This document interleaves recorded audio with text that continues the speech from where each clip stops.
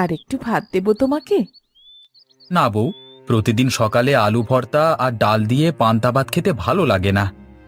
তা বললে আর কি হবে, তোমার কাজটা অনেক পরিশ্রমের, তাই বেশি বেশি খেতে হবে। তা তুমি ঠিকই বলেছ, ঢাক বাজাতে অনেক কষ্ট হয়, শক্তির দরকার পড়ে। এই জন্যই তো বলছি, ইচ্ছে না হলেও খেয়ে নাও। আচ্ছা, আর একটু ভাত আর ডাল দাও তাহলে। এই নাও।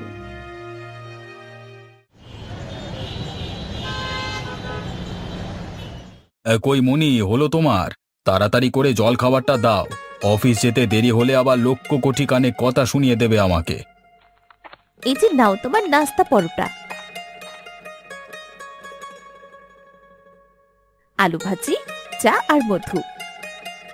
চা দিয়ে চিনির বদলে মধু খেতে খুব ভালো লাগে আমার।